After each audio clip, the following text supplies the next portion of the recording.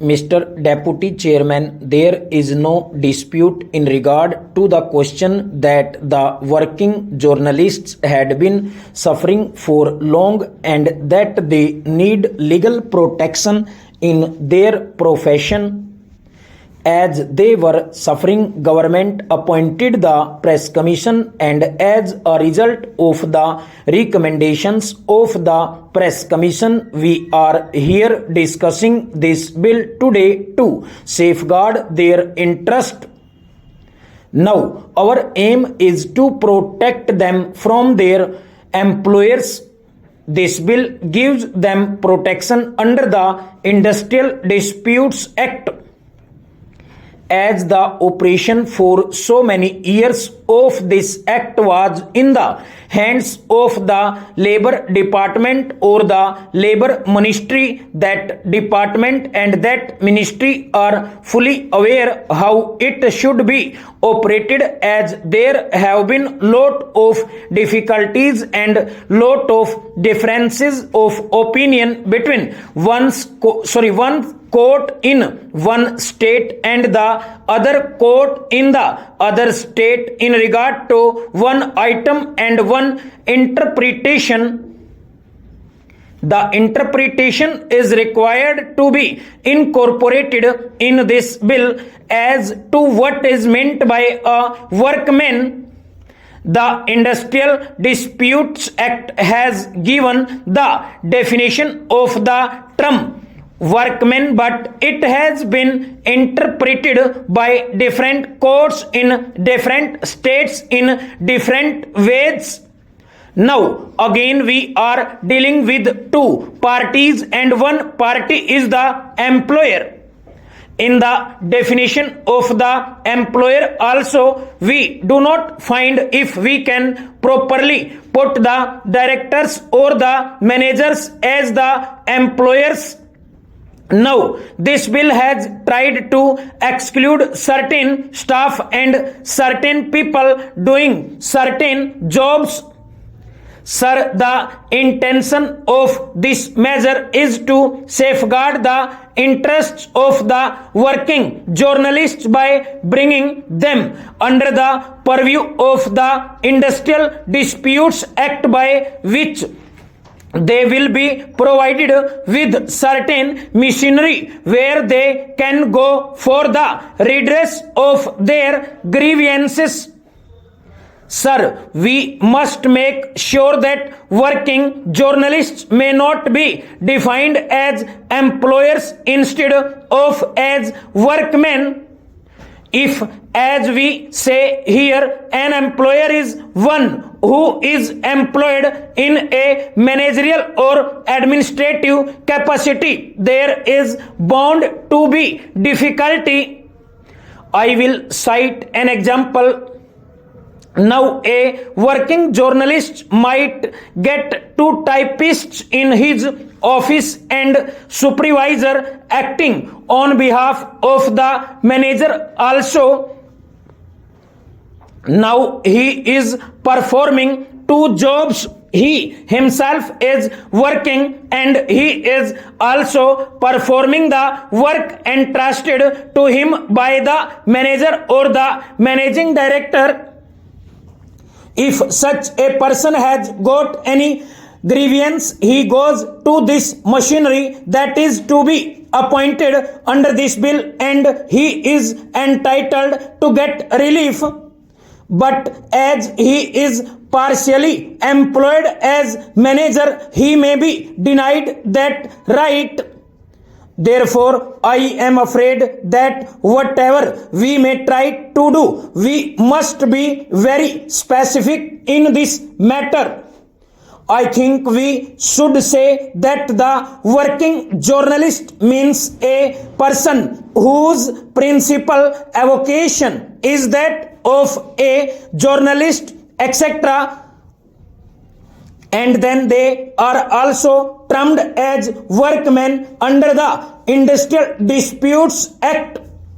Otherwise, we will be faced with that sort of difficulty as under trade unions are experiencing in their day-to-day work in the appellate tribunal or the industrial tribunal or in other courts. I hope that the minister in charge of this bill will consult the labor minister, who is an expert in this matter, as to how to safeguard really the interests of these people by putting a proper definition for the working journalists. Now I have got another point. Really, this should have been brought forward by the Labor Department, as they have been operating the Industrial Disputes Act. Under the Industrial Disputes Act, we have got some machinery which has got to come into being when there is a dispute. Now, under the existing Industrial Disputes Act, the appropriate government has got to order in writing to this machinery, as the working journalists are separate over throughout the country. I am not clear in my mind whether for the purpose of the working journalists this Industrial Disputes Act will be operated by the central government or by the state governments. Both the central and the state governments have their own machinery, from the chief labor commissioners to the reconciliation officer. The government of India has got a set of machinery throughout the country, and again the state governments have got their own labor commissioner and other officers. I want that also must be specifically provided in this bill, as to whether they have got to go to the central government or to the state governments for the redress of their grievances. Now the tribunals are not permitted to undertake any case as soon as it is referred by either of the parties, unless it is specifically ordered by the appropriate government. Now my own opinion is this, that for the time being it should be operated by the Labor Ministry of the central government.